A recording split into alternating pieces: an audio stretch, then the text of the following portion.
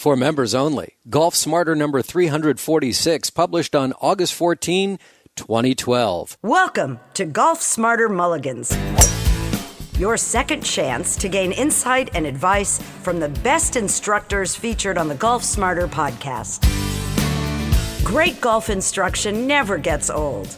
Our interview library features hundreds of hours of game improvement conversations like this that are no longer available in any podcast app. Pay close attention to look at the back of the left hand in the last frame before impact.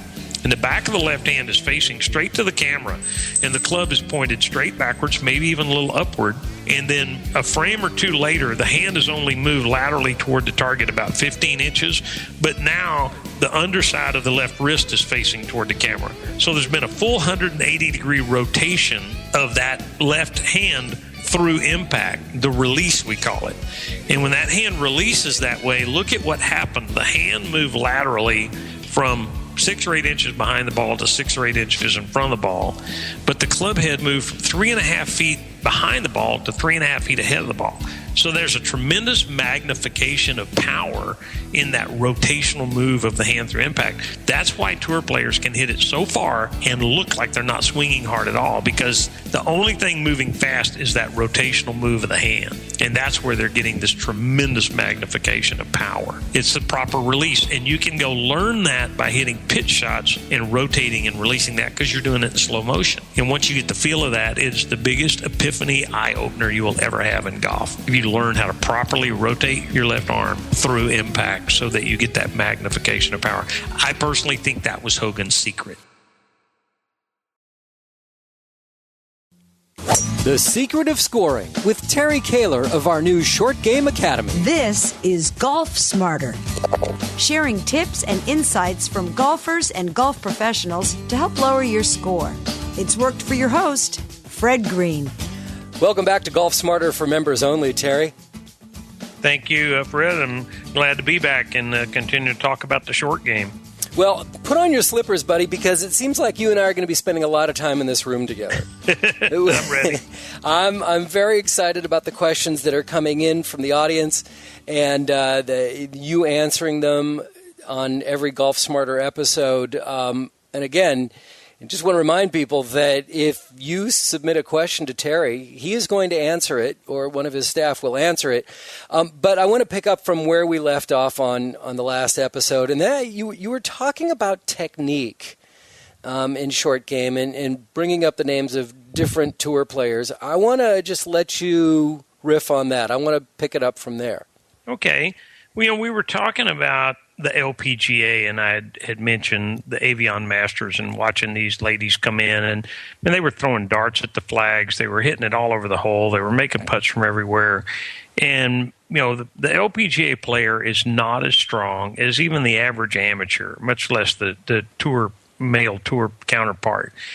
So what my whole point is that, you listeners out there, you're not going to learn how to hit 330-yard drives like the tour players do. You're not going to learn how to hit 195-yard 5-irons and 6-irons, and you don't want to.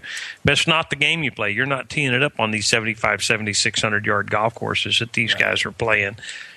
But what you can do is learn a sound, fundamental technique. It's all technique that lets you hit really solid, accurate short iron shots and scoring shots to get the ball close to the hole when you're inside 9-iron range or 8-iron range. And so, you're going to play the golf course. If you think about your round of golf, and I alluded to this in the last interview and episode, if you're playing the right set of tees, you're going to play the golf course from 5, 6-iron, 7-iron range for half of the approaches, and 1 or 2, 3 approaches at most are going to be in the long club range, and the bulk and the other approaches are going to be in the under 9-iron range, 9-iron, 8-iron or under. And those are the holes that you should be able to take it to the golf course, whether that is breaking 90 or whether that's shooting par or breaking 80 or getting a career round. If you can learn a good, solid technique for getting the ball on the right trajectory so that it flies the right distance, making solid contact, and hitting the ball on the green and closer to the hole when you have one of these short clubs in your hand, then your handicap will go down. It's inevitable. It has to go down if you're giving yourself par and birdie putts when you put that 9-iron or less in your hand. It's just crucially important to enjoying the game and shooting better numbers. Yeah, absolutely. You've mentioned before that you've been playing golf most of your life. Have you ever taken lessons? No, I've had dozens, hundreds probably. I like to say I don't remember life before golf. I literally, my earliest memory of life is sitting on the ball pocket of my dad's Burton golf bag on a bag boy golf cart and being able to hold the handle and my feet not touch the ground. So I don't know how little I was, but that's my earliest memory of life. But my dad was a good amateur player. And I grew up in the 50s in small town Texas, and every little 9-hole course had a golf pro trying to make a living back then, and we had a pro that loved teaching kids. But mainly we were taught to get out there and just go play. And they didn't mess with our swings much until we were, into our, early teens and getting a little more power. And I look at juniors, and I kind of get off on this of trying to grind on these 4 and 5, 6 and 8 year olds on techniques and fundamentals. It's like, just let them go have fun. Let them smack the golf ball. I mean, when you're 6 years old, the club can't get too far away from where it's supposed to be anyway. Just let that kid go have fun. I mean, a friend of mine was telling me his 10-year-old daughter, the golf pro, was trying to teach her how to trap the golf ball. Granddaughter. This is a 10-year-old that's just taking up the game, and the golf pro is trying to teach her how to trap an iron shot. It's like, really? Really? I mean, I'm not picking on this golf pro, but, let this kid just go smack it and have some fun. And they don't need to be digging divots at that age anyway, because they don't have the strength to get the club out of the dirt. Just smack the golf ball and make it go that way. And I think that, I watch the high school kids in our town, and I think they hit too many range balls. They don't play enough golf. And, we were kids. I mean, we slung the bag over our shoulder, and with our 4, 6, 8, 10 clubs, as we put more clubs in our bag as we graduated. And I think you put that little kid out there and give them a 3-wood and a 5-iron and a pitch and a wedge and a putter, and let them go. And then they can add some other irons as their gaps get a little bigger. But, let them go learn how to make the golf ball do what they want it to do. They'll figure it out. Kids are very resourceful. Just let them go. Listen, when you and I were kids, we used to go to the school grounds or the park and wait a few minutes, and then all of a sudden you had a pickup game for baseball with full set of teams, right? Exactly. It wasn't Little League where you get, you have to stand in right field for 2 hours so you can get one at bat. And that's the thing. I mean, golf is fun because, you take the Little League and my golf professional whose son is a very good baseball player and golfer, but he's really drawn to the baseball thing. And he was, talking about what's the appeal of Little League to kids. Mm-hmm. They go out there, the kid's in right field. He may not make a play for 3 games, and he gets 3 at-bats. It is not the action that keeps him in baseball. So what is it? It's the team aspect, I think. They get to be part of something bigger than themselves. And, I'm getting off of our short game thing, but I think golf could take a tip from that and get these kids playing scrambles where they're part of a team and everybody hits every shot and they cheer each other on. And you're glad that you got the best player in the league on your team. And if Susie can't quite hit it as far as everybody else, well, then come on, Susie, you can do this. You can do this. And kids cheer each other on. And yeah. And anyway, but we're talking about the short game. We're trying to talk about your listeners, and probably not a lot of 7-year-olds listening out there. But if there are, you kids just go play golf. Forget the range. Just go play golf and learn. Yeah, right. Listen, there are parents of 7-year-olds, and one of the things that Jeff Mangum and I have talked about is getting. Of course, we're going to be sidetracked here, but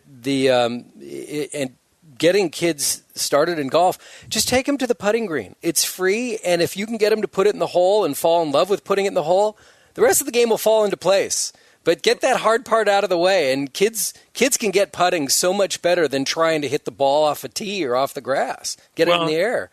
I really think that the game has to be taught, whether you're teaching a 5-year-old or a 45-year-old, the game has to be learned from the hole backwards. Because when you learn how to roll the ball across a green, 6 feet, 10 feet, 20 feet, 30 feet, and make it do what you want it to do, everything's happening slow. You get the feel of ball face impact.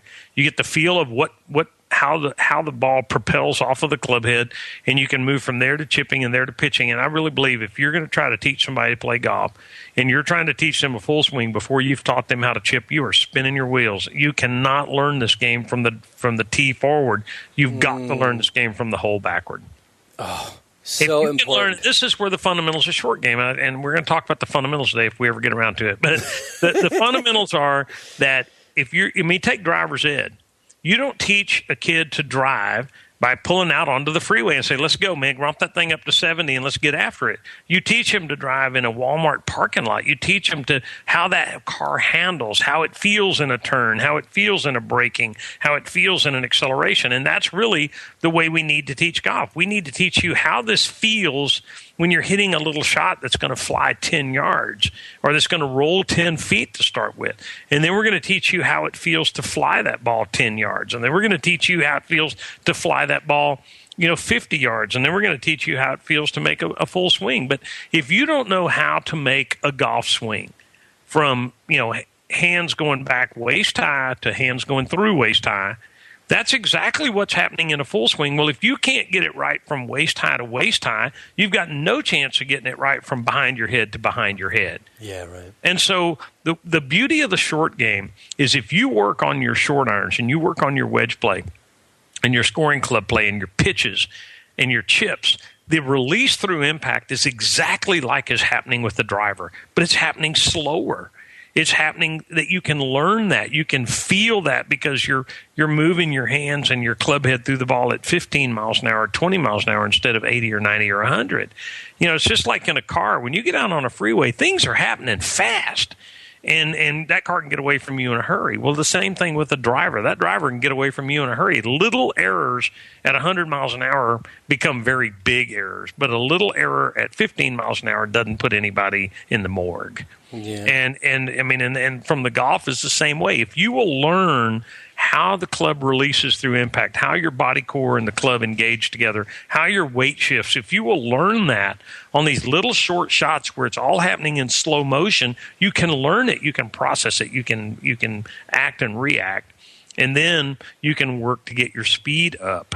And that's what I'm a big believer that what is happening at that magic moment of the club a foot before impact to a foot after impact, the same thing happens in a pitch shot that's going 20 yards that happens in a drive that's going 250. Exact same thing is happening through the impact zone. It's the moment of truth, and it's the exact same thing. Learn it in slow motion, your whole game. You will do more for your driving by learning how to hit good 9-irons than anything else you can do.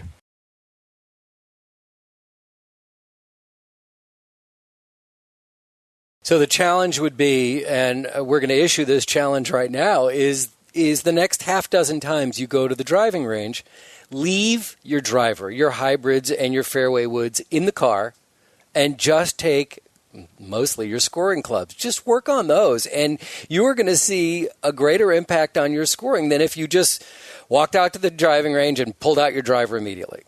Come on. Well, I think the thing is and nobody's going to leave their driver in the car, Fred. Come on. This is 2012, and everybody wants to hit it 300. But I'll tell you what. Not Golf Smarter listeners. If you will go out there and spend 2/3 of your practice session working on short pitches and chips and then into short iron shots and then into middle iron shots and finish off that session when your last 10 balls, pull your driver out and smash 5 or 6 of them, and then go back and hit a couple of 9-iron shots and finish that practice session with a couple of short pitches. One of the things that I always like to tell people, and it's become a pattern of mine when I'm doing it, and there's a difference between a practice session and a pre-round warm-up.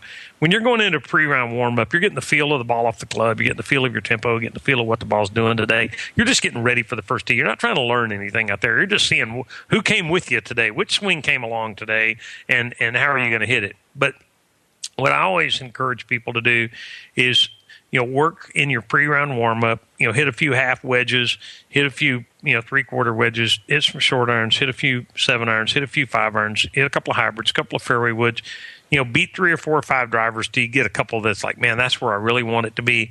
And then save those 4 or 5 golf balls and go back and hit those last 4 or 5 balls before you go to the putting green or to the first tee.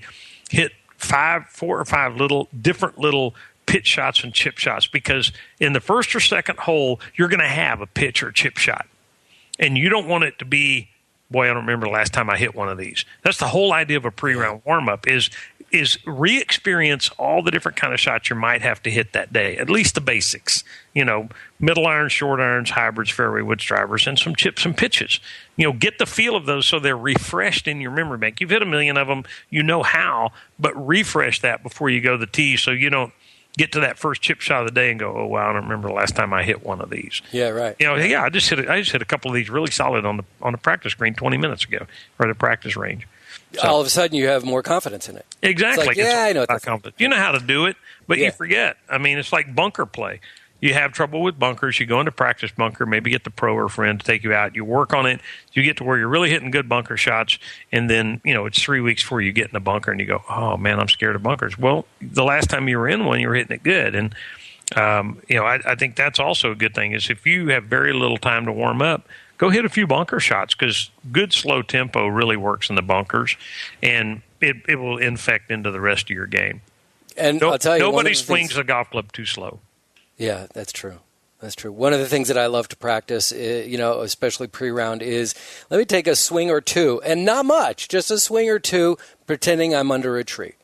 Yep. Right? Just take the hybrid and not try to take a full swing at it, but just give me 40, 50 yards so that I can get it out of the trees, back onto the fairway, because I still believe you never follow a bad shot with a stupid shot. So just get yourself back in play. Yes, and that's fun, to go out on the range. Yeah, Instead of just seeing how far you can hit it, I'm going to hit this little, cut 5-iron or this little kind of knockdown 4-iron out from under the trees or this little flop shot, and hit different shots.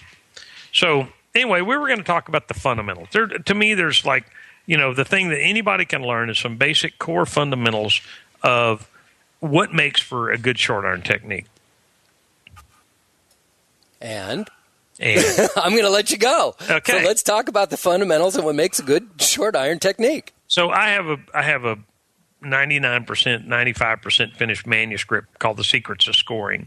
And in The Secrets of Scoring, what I'm trying to do is break down the core fundamentals of scoring club technique, those swings you make with your short club. So let's start with this whole thing about power. And I talked about Ben Hogan and his yardages last week. Go out and all your listeners, I always tell people every golfer has 3 yardages with every club. And that's how far you think you hit it, how far you wish you hit it, and how far you really hit it. And, most golfers are, I hit a 9-iron 155 one time, so therefore that's my 9-iron range. Well, I talked about Ben Hogan last week about his yardages, and he had 20 yards in reserve with every iron. Now, that was Ben Hogan, and that was then. But I think it would be a good exercise for most golfers is to go out on a hole on the course that if you can get out there late in the afternoon and hit, go to a place that, hey, this is a textbook 9-iron for me to that green. And 140, 128, whatever your number is, go shoot it with your laser to that flag that you think is your textbook 9-iron range, and hit 5 9-iron shots and see where they go.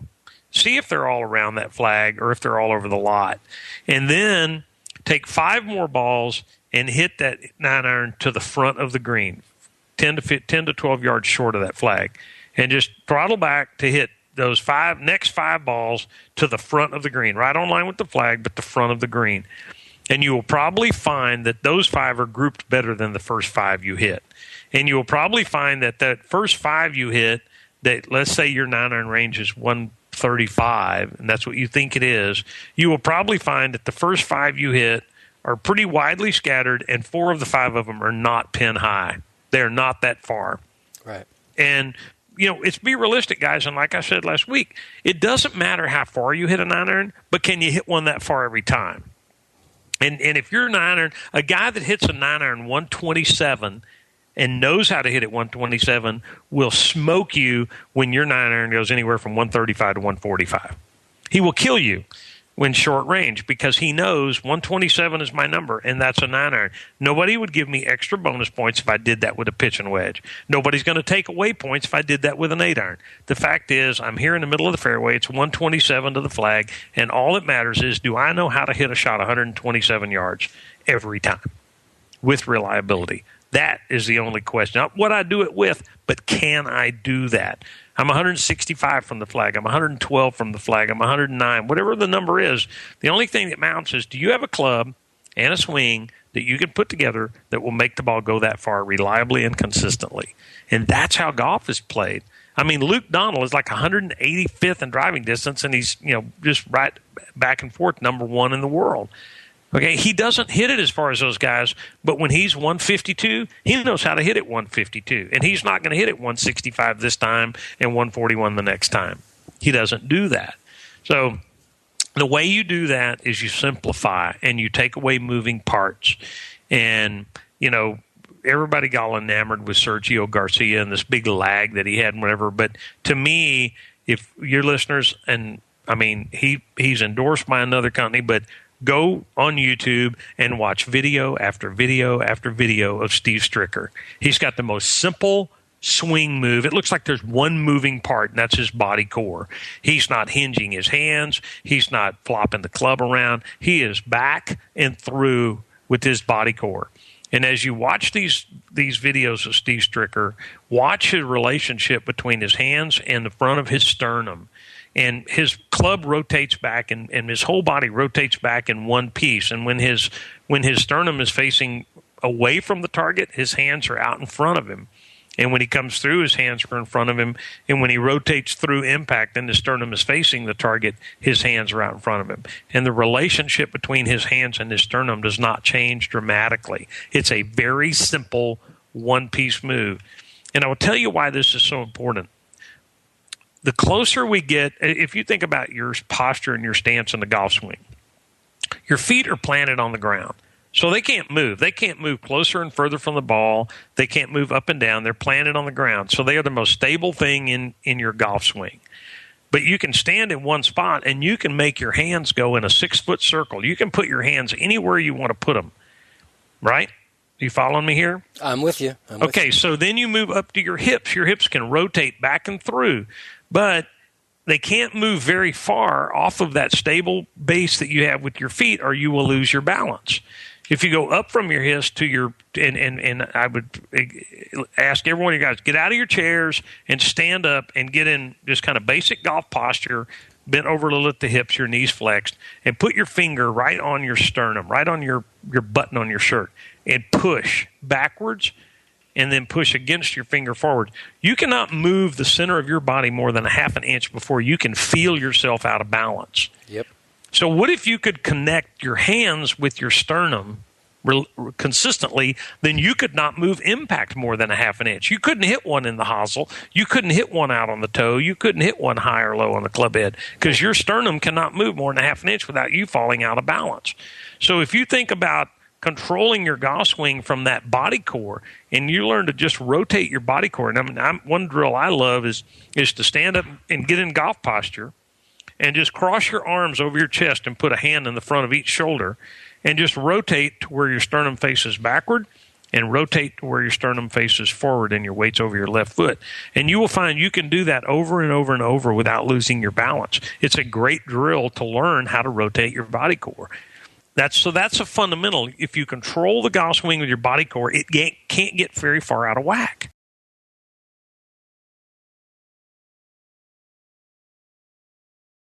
I'm standing up. My hands are on my shoulders. Okay, so you can see working on my balance right now. The feel of this back and through rotation, and you rotate back, and you feel the weight in the inside of your right foot, and you rotate through, and you feel your weight go all the way over onto your left side, where you finish with all your weight on your left side, your sternum facing down the target line, your hands crossed, and you can do that back and forth and groove that. Okay, groove that, and now you have a core-driven golf swing. Fundamental number one, you've got to control the golf swing with a body core. Okay? Fundamental number two, you have to have a proper grip on the golf club. And you can go read excerpts of Ben Hogan's book, and the grip is not a personal thing. The grip is a sound fundamental. It's just like, some people like to drive the car from the passenger seat. Some people like to drive the car from the back seat. Some people like to drive their car from the roof of the hood. This is not a personal thing. You drive the car from the driver's seat with your hands properly on the wheel. That's the way you drive. And there is one technically sound way to hold a golf club.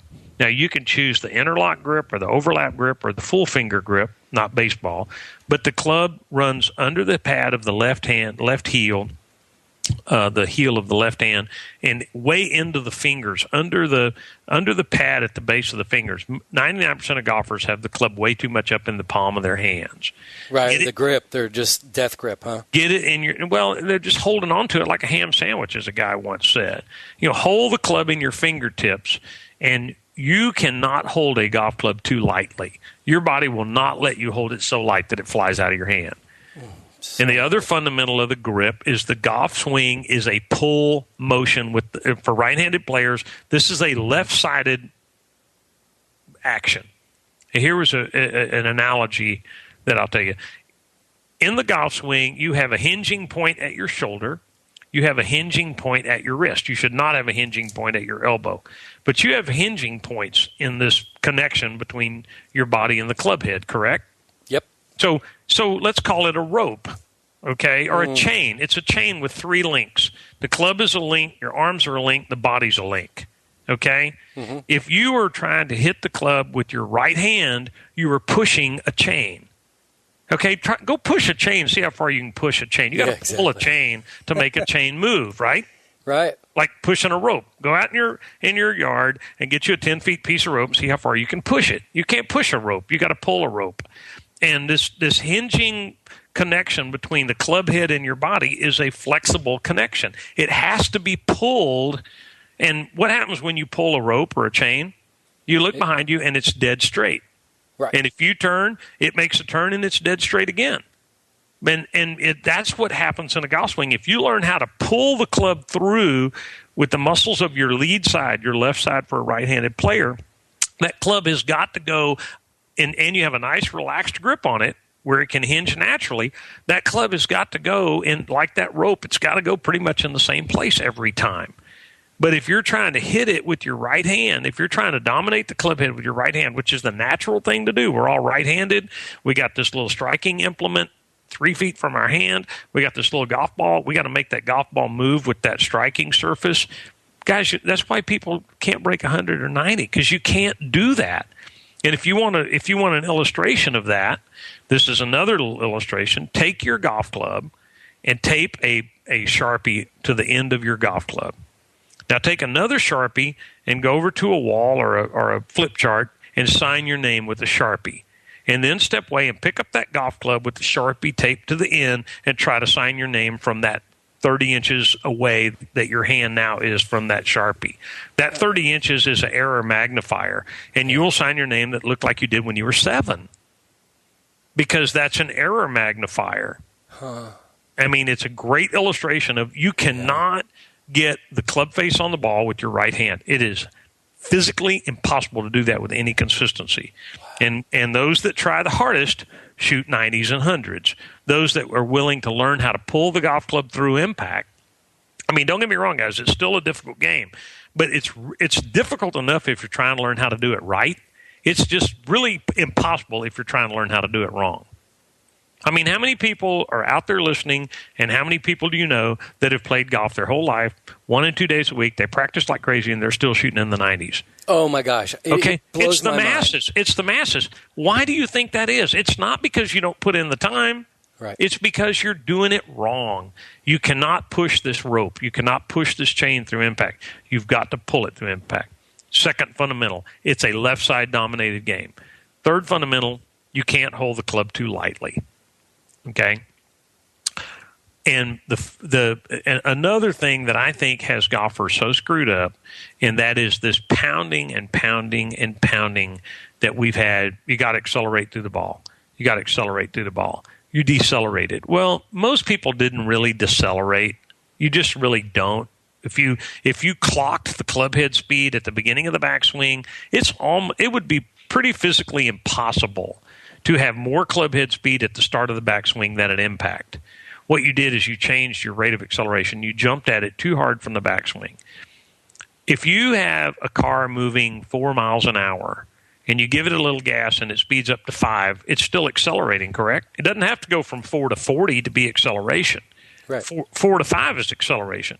So what this accelerate through the ball, if you go out and watch your friends and watch the average amateur golfer. He's taking a short backswing, and he's really jabbing hard at the ball to try to get enough clubhead speed to make it go.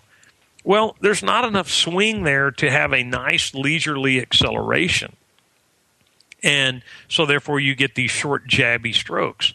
But if you will just go out and hit pitch shots, little, take your gap wedge or your sand wedge, go out and hit little pitch shots and just practice seeing how slow you can really move the golf club and still make the ball go right. It's really pretty amazing. You can go into essentially slow motion back and slow motion through, and the ball will still come off the club head with some zip. It's pretty amazing, actually. But, get slower with it. One of the things I like to do is I use the analogy of house painting. And playing a golf hole and a round of golf is like painting a house. So you have your power tools. The painter has the sprayer, and he comes in, man, he gets the sprayer or the power roller, and he is just laying the paint down on those big wall areas, just laying the paint down. And then the other guy over here is using a 3 to 6 inch trim brush or cut-in brush, and he's cutting in windows and doors. He works slower than that guy. He's the middle iron player, okay?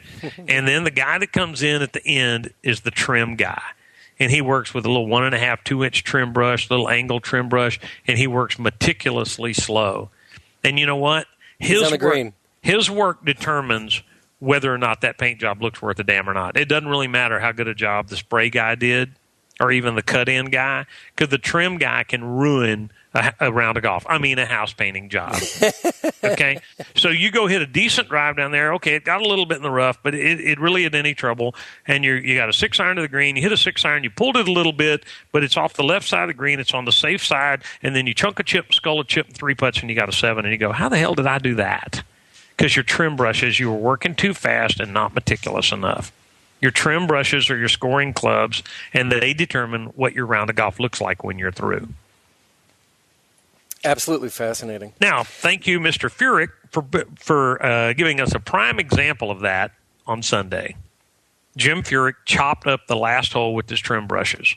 He was not in real trouble after his second shot. He had a bogey to tie, a par to win.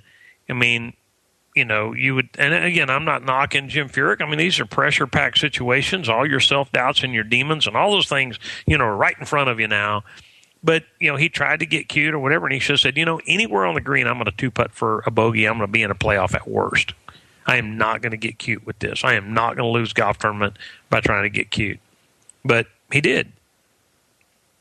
And that happens to all of us. I mean, how often you guys, all you listeners out there, and you get a decent drive and a decent second shot, and then you just chop the hole up with your short clubs. I mean, it's just maddening. It's like, okay, I know it all too well. I hit a 230-yard drive within 15 yards of where I wanted it, and I can't hit a 30-foot pitch shot within 15 yards of where I want it. Right. I mean, really? I mean, think about that. So that's where that practice comes in, the good technique. Get your body core in control, learn how to grip the club lighter, keep it in your fingers. And one of the secret, I call it the secret fundamentals, because I never read anything about it.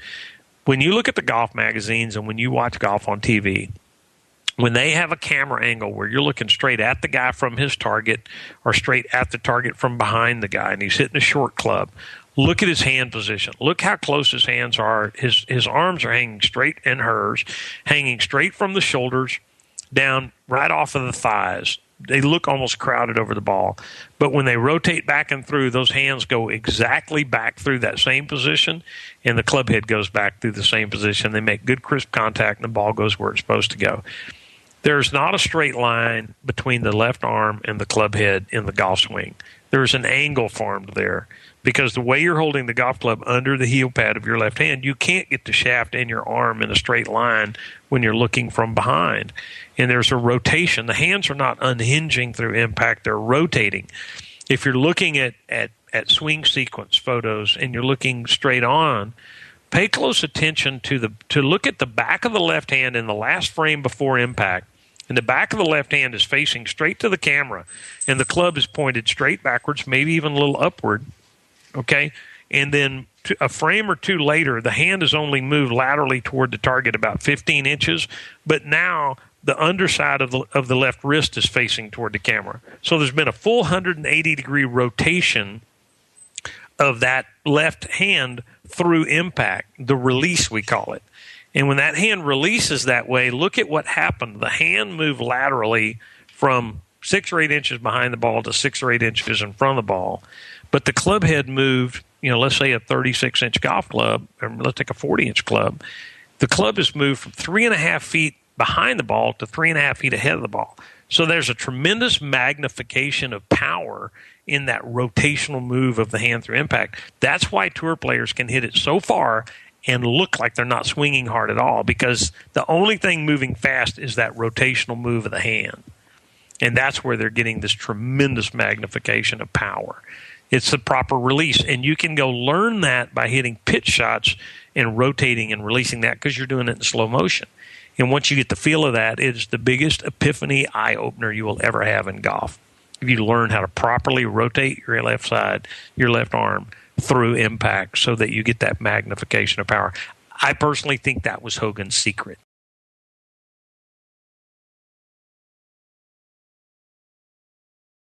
Here we go. Somebody who's found Hogan's secret. I don't know, but everybody claims to. Hogan didn't even talk about it. He talked Pro Nation and Supination. He kind of came close to talking about it. But if you go read the last 30 years of golf magazines, you won't see 10 articles, if that many, written about the proper release through impact.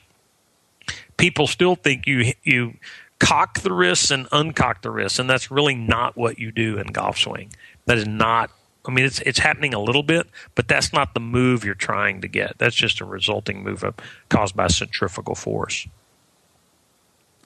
What I find so interesting is that so much of what you said we may have heard before, but it's so good to be reminded of these points. And it's not like we're talking about, technical mechanics. You focus more on technique and just proper ways of doing things. And it's so easy to forget it once you get involved in your game. And these are so critically important.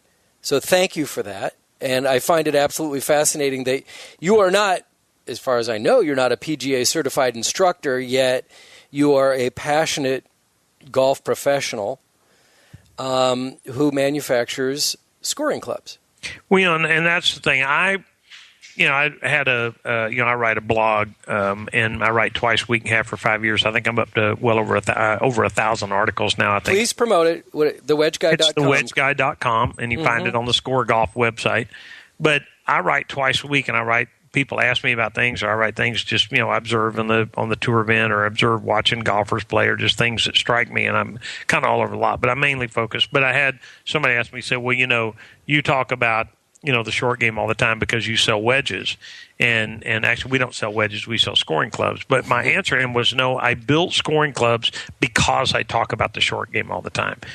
And because I'm so focused on scoring, because I'm 5'7", and I was in high school, I was 120 pounds, and I was not going to hit it with the big guys. And my dad was 5'9", and little guy, and he was the best amateur golfer in our town. And he was hitting 7-irons in the greens when all the big hitters were hitting wedges, and he was just killing them, because between that and his old putter called Mandrake, he made pars and birdies because he didn't hit it in trouble. And I learned that if you're going to score, you're going to have to do it with your short clubs, because I'm not going to be chipping on par fives. I'm going to be hitting full swing wedges and 9-irons on par fives on my third shot. And I'm not going to be – and I learned how to strike the ball solid, and I learned how to get it up and down, because that's the way I was going to compete with guys that could hit it 20, 30, 40 yards past me.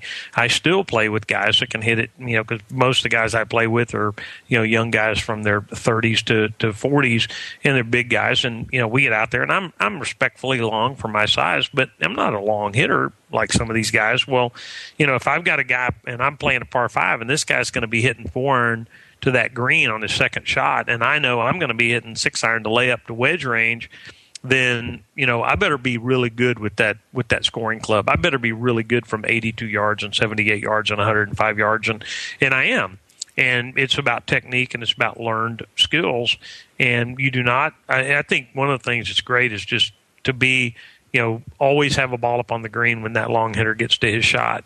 And he's got that wedge in hand. He goes, this guy's just killing me with these 6 and 7 and 5 irons into the green. He's 20 and 25 feet, 15 feet all day long. And you'll kill that guy because, he's always looking at a ball on the green. And, whether you're playing in most club golf and in amateur golf, most of us play match play golf. And we keep our scores for handicap, but we play match play. But you can learn good, solid technique that will keep your short irons and your approach shots and your scoring club shots, around the hole and around the green, keep you out of trouble, learn how to chip, and practice your putting. And you're a match for anybody. I don't care how far they hit it. I mean, Luke Donald, I've used him as a perfect example. Zach Johnson, I wrote a blog post about Zach Johnson when he won the Masters in, 2007 or 8. And Zach Johnson, short, not a long hitter, went into Augusta with the game plan of he was not going to go for any par 5 and 2. And if you go back and you'll read that in the archives. But he made a decision going in, and he practiced his wedge play, and he made a decision he was not going to go for a par 5 and 2. And everybody bombing it at the par 5s and 2 is one of the fun things about Augusta, right? It's one of the fun things we like watching the Masters. He scored the par 5s better than anybody in the field that week. Better than anybody. Never even tried to go for 1 and 2. Never left himself even a chip shot or a short pitch. He left himself good full swing lob wedges and sand wedges into those greens, and he dialed it in, and he played the 16 par 5s, 14 under or 13 under. Well, I'll tell you, when I play par 5s, I rarely ever go for it in 2 because I can't reach. So what I try to do is, I look at my GPS and say, okay, I need to get to 125 yards to the pin, which is my 42-degree score golf, 41-61, my 42-degree. And that, to me, it's like it just makes me more confident if I know that I can get to that spot on my second shot to put it in position to get close to the hole. Because to me, again, it's all about turning 3 shots into 2, right? Right. And, if you will go and, the whole premise behind the score 41-61 is to have the entire short end of your set all be alike. And you don't have a 9 and a pitch that look like a 6-iron and then a sand and a gap and a lob that might even not look alike, and the gaps are all off, and the clubs are designed totally different. They launch the ball differently. The shafts are totally different. What the whole concept behind score 41-61 is you have this synchronized set of scoring tools that are 4-degree gaps or 3-degree gaps or 5-degree gaps, whatever's right for you.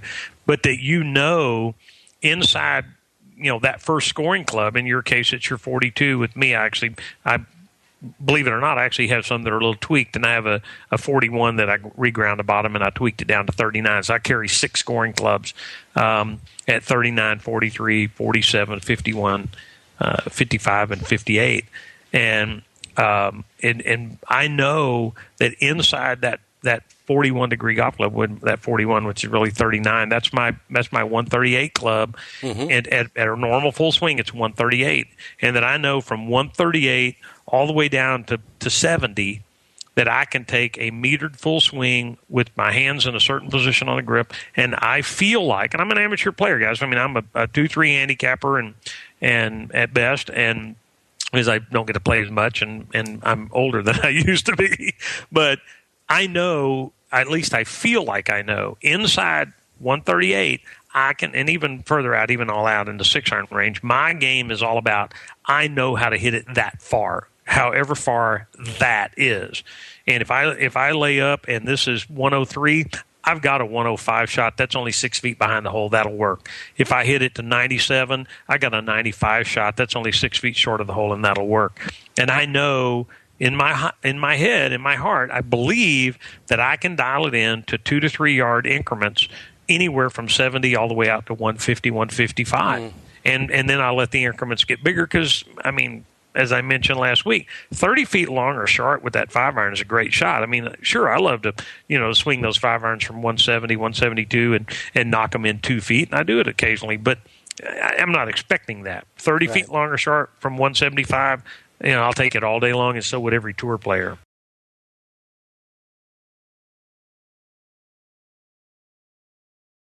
How does all this information that you have in your head about technique and that you're helping us with. How does that translate into the design of clubs? Well, the way it translated, I mentioned a while ago, I'm such a stickler for the short game, and I backed away about 3 years ago. And I've designed wedges, I've designed drivers, I've designed irons, I've designed over 100 putters. But I watch golfers struggle with their scoring clubs, and what I watch golfers happen is they can't keep the ball trajectory out of the clouds. Good players can hit those driving 9-iron and wedge shots, and they know how, and they have a good knee action and everything. But they're fighting the golf club. If you think about the design of a wedge, and I talked about Hogan last week, wedges haven't changed in the way they look in 50, 60 years. They have all the weight along the sole of the golf club. Hogan said that a maximum sand wedge was 40 yards. That's because he knew with all of that weight low, that's what made it a good bunker club and a good club for pitching the ball. But that made it a horrible full swing golf club because, it loads the shaft too much. It's going to launch the ball higher. If you think about it, we put the weight low in our 5 and 6 iron cavity backs so the ball will go up in the air. Well, when I get to that 9 and pitch, I've got 42, 45 degrees loft. It's going in the air. I don't need all the weight low. What I know works, and it's indisputable, a thicker face makes the ball go more consistently on the same path and the same distance. A higher center of gravity makes the ball drive off the club lower. So, people talk about, a low launch driver. Well, they get the weight up higher in that driver. Well, you don't really need a low launch driver. We're trying to get the ball in the air. But I want that 9 and pitch and gap and sand, the 51, the 53, whatever you carry out there. I want those balls to fly on a consistent trajectory because the only way you know how far the ball is going is if it leaves the club the same way every time. Hogan was a big stickler for that. If you don't know the trajectory the ball's going to leave on, then you really don't know how far it's going to go. And I would tell your listeners, every one of you has hit that shot, and it's like, ooh, I'm going to have to get on this gap wedge a little bit. So you swing a little extra hard at that gap wedge. The ball goes higher, and it comes up on the front of the green. You're going, God, I thought I caught that really solid. Well, you did, but the increased club head speed with that low center of gravity makes the ball go higher, not further. And if you want to hit that club further, actually come back off of it a little bit, keep the trajectory down, and the ball is expending more energy going forward than it is going upward. I mean, if you have ball speed of 100 miles an hour off the golf club, okay, if that ball is going straight up, it's not going to go as far as if it's going out at a 30-degree angle. I mean, it's got 100-mile-an-hour ball speed, but where is the speed going? It's going up, not out. And so, if you want to get really consistent with your short clubs, you have to have better trajectories. And yet we're dealing with clubs that are given to us that have all the weight low, which makes it go too high. They have a real stiff shaft that we can't load, that gives us no feel. The club is not designed for what we're trying to do. And I said, why the hell is that? Why have we been sitting here looking at the exact same wedge designs for 50 years? When drivers and irons and tees and shoes and balls and fairways and hybrids don't look anything like they did 50 years ago. But, and I'll use a brand name, Cleveland Golf, the number one wedge company out there they talk about. Their big deal for 2012 was the 588 Forged. That was the fifth wedge Roger Cleveland designed. It was introduced in 1988. And all you're going to do is forge that club, and you're going to tell me this is new? Cleveland's, I hear, is not doing well. I don't want to pick on them. Their lawyers will probably all call me for saying this. But the fact is... It's all right. It's a members-only show. I don't think their lawyers TaylorMade and Callaway and anybody in golf could not get away with bringing a new driver to market saying this is a replica of what we made in 1988. They'd be laughed out of the golf shop. Right. But why is it a good thing to recreate a wedge from 1988? Really? 24-year-old design technology is the best you can do for my short game? That angered me, and I said, we can do better. I started this 3 years ago, but, if you treat your scoring clubs, here's the other thing. I'm on a roll, sorry. No, that's all right. You got a 9 and a pitch that were designed to look like a 6 iron, and they got the stiffest shaft in the set, and these are your feel irons. That didn't make any sense. Then you take a break and you go to this wedge, your first wedge, which was picked out because you've always played a 52, 56, 60, so you have one. Well, when you got that, you were playing a 48-degree pitching wedge. Your new P club has got 45 degrees. You got a big, massive gap there, and you got a Cleveland gap wedge and a Vokey sand wedge and a Callaway lob wedge somebody gave you. You got this total mishmash right in the middle of money range. Why? Why would you go buy a sand wedge? You don't go buy a 7 iron. Why would you buy a mismatch and a mishmash of golf clubs to try to dissect the golf course. Why wouldn't you want a... Because their advertising is so good. Terry, come on. Well, because that's the way we've always done it, and nobody's telling you different, but I am. But, guys, I'll tell you, if you spend as much time and attention on the scoring clubs and picking out the right ones and trying them and testing them and getting the shafts right as you do with the driver, and you can buy a set of 2 or 3 scoring clubs for what you pay for one driver. And, I'm just saying, move your money to where the action is. And, they don't call the 4-iron the money club, but the wedges and putters are your money clubs. And I think wedges are old hat. Hybrids are new hat. Nobody wants a 2-iron or a 3-iron in their bag anymore. Even the tour player rarely carry them, because this thing called a hybrid is just stupid easy to hit, because it was designed to optimize ball flight off of a 18, 20, 24 degree golf club. That's what hybrids came from. They didn't say, if this works that good on here, why don't we make a driver look like a hybrid? No, we know this big 460cc thing with a deep face, that works better at 9 and 10 and 11 degrees loft. And then this other club called a fairway metal, it works better when lofts get into the 13 to 17, 18 degree range. And then this thing called a hybrid, it works better when lofts are 18, 19 up to about 24 degrees, maybe even 25 or 6 for some players who have trouble getting the ball airborne. And then this thing called a cavity back iron design, it works better from the mid-20s to the mid-30s or high 30-degree loft. But this thing called wedges does not work that well in the high loft golf club because we use wedges as full swing clubs now. They weren't used that way when they were invented, and yet we changed the way we use them, and we didn't change the way they were built. Look at putters. Okay, putters were always little blades that were pretty light because we were putting on greens that were slow and bumpy, and you had to wrap the golf ball and used a wristy stroke. But as greens became faster, the technique became more of an arms and shoulders technique, and we moved the shaft to the center of the putter, the ping answer. More copies of that, and probably every golfer on the planet has had a ping answer or look-alike. And then we found this thing called face balancing with the zebra and some of these, the center shaft that came out. Now you look at the most common putters out there, these big branding iron-looking things, because greens are still faster, putting strokes are still more arms and shoulders driven, and so the equipment is adapting. And yet these things called wedges are the same exact things we've been carrying for 40, 50 years. It's absurd. It's just, in a technologically driven industry, I think it's absurd. Awesome.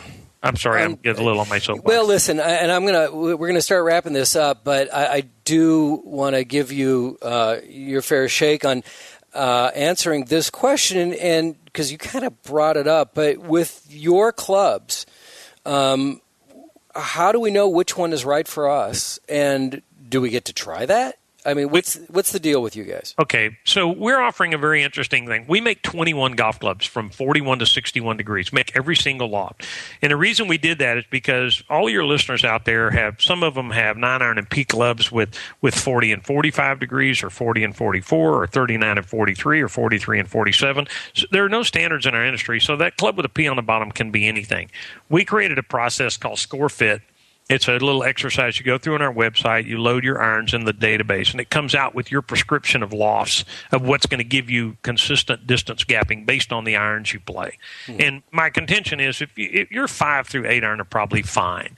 Unless you just hate those irons and they're pretty new, they're probably fine. What you're trying for is you're trying to get the ball closer to the hole. And so what we do is we blend the right lofts to mesh into those middle irons. We put the right shaft in there to give you what I call a seamless transition in weight and flex, so that you have a similar feel throughout your set.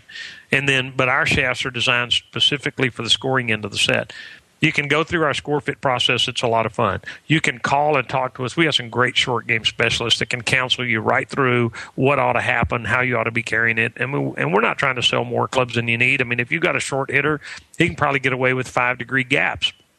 4-degree gaps work for most people. The key is to have those gaps consistent, so that, and then what we did is we built in our 21-degree range of lofts, there are 7 distinctly different head designs. So the head actually morphs a little bit, if you will, as lofts increase or decrease, so that the weight management is optimized for that narrow 3-degree range of lofts. So the head design that's on the 41, 2, and 3 is a little different than the one that's on the 44, 5, and 6, and that's a little different than the 47, 8, and 9, and it morphs as it goes up to the high loft club, so that we actually dissected those and created 7 head designs to optimize ball flight with each club in the set, rather than say they all have to look alike. And so if I order one of these clubs from you just to try it out as opposed to doing a full set, and it doesn't work for me, I don't like it, what's my next step? Well, we have 2 things. We have a free trial program. We'll build one of your set, send it out to you for 30 days, and let you hit it, let you see the feel, the performance, and then we can fill in the rest of your set. If you don't like it, you send it back. Or you can say, I know I'm going to like these, and we can build, a set of 2 or 3 or 4 or 5 for you. And if you don't like them, you send them back, and we'll go buy you anything else in the market you think you'd like better. Wow. Well, listen, Terry, what's really exciting is you're coming back for the next episode. Yeah, we're going to be here for a while. Right. We're going to launch our Short Game Academy. So I want to remind everybody again, clearly Terry knows more about our golf game than we do, and he has opinions on every question that's answered. And what's wrong with that? He could be right. He could be wrong. Listen, as we say about a friend of mine, always sure, sometimes right. There you go. Well, my thing is I'll always give you something to think about and try. Right, exactly. And exactly. I mean, my goal is to help golfers play better golf. And I think that, what we're doing with our equipment company is that we're a small company. We have no delusions of becoming a giant.